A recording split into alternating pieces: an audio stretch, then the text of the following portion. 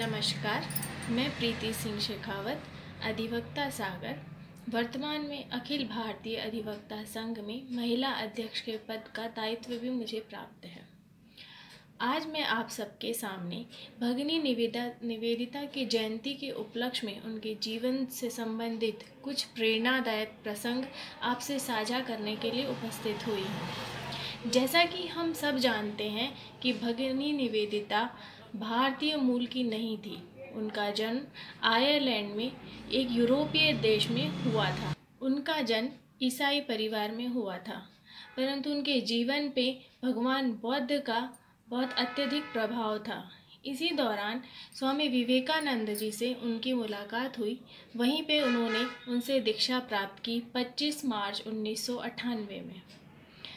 जब उनकी स्वामी विवेकानंद जी से मुलाकात हुई, उनसे बात हुई, तो उन्होंने उनको दीक्षा देते समय कहा था, जाओ और उस महान व्यक्ति का अनुसरण करो जिन्होंने अपना जीवन लोक कल्याण के लिए समर्पित कर दिया और फिर संसार में पूजनीय बन गए।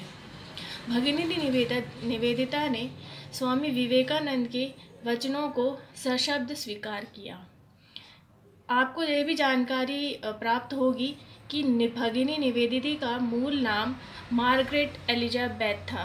निवेदिता उनको जो नाम दिया गया था वो स्वामी विवेकानंद जी द्वारा दिया गया था। अब भगिनी निवेदिता जी के जीवन पर भारतीय सभ्यता और संस्कृति का इतना अधिक प्रभाव था, उनको इतनी अधिक रुचि थी कि वो बार बार स्वामी जी से मिलने जाते थे।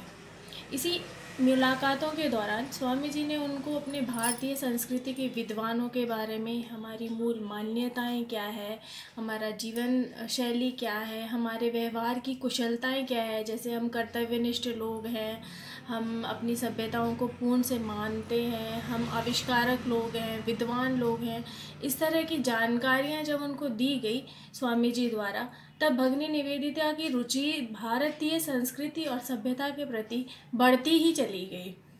इस रुचि को जब उन्होंने सोचा कि मुझे इसके विषय में और जानना है और समझना है, तो स्वामी विवेकानंद जी के साथ भारत आई।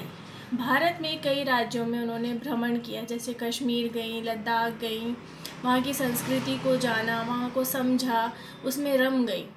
धीरे धीरे उनके पिताजी का उनके बाल्यकाल में ही देहांत हो गया था। इस वजह से भी उनकी नानी और उनकी माँ ने ही उनका लालन पालन किया था।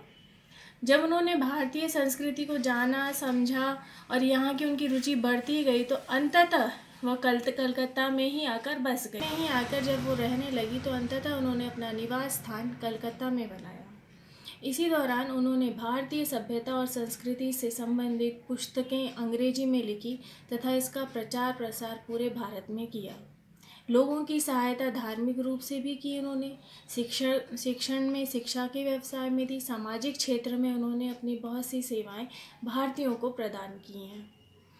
तो मैंने आपको कथाखंड बताया है, ये भगिनी निवेदिता के बहुत जीवन का छोटा सा हिस्सा है।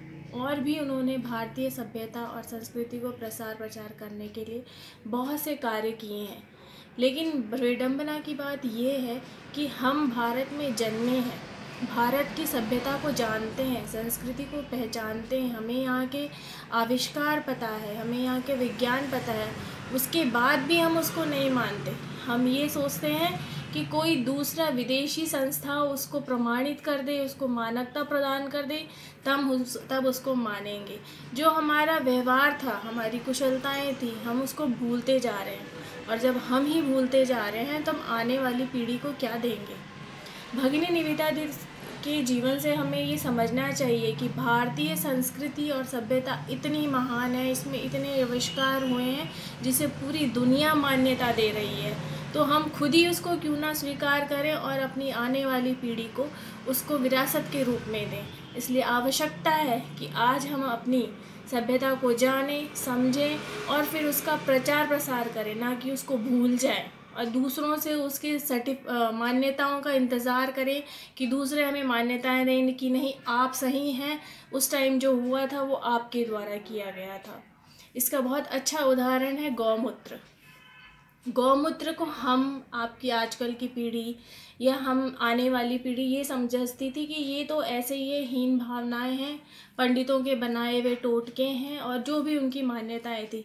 लेकिन जहाँ दूसरी संस्थाएं कहती हैं नहीं गौमूत्र पवित्र है, इसके कई आयुर्वेदिक फ़ायदे हैं, ये कई बीमारियों में आपको लाभ पहुँचाती है, तो हम उसको श्रद्धा से स्वीकार कर लेते हैं।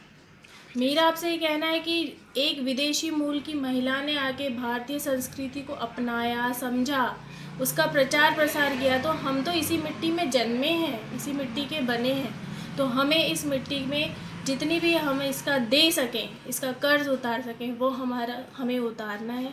इन्हीं शब्दों के साथ मैं अपने शब्दों को विराम देती हूँ। आप सभी लोगों का बहुत बहुत आभार और धन्यवाद जो आपने मुझे समय दिया, मुझे सुना। जय हिंद, जय भारत।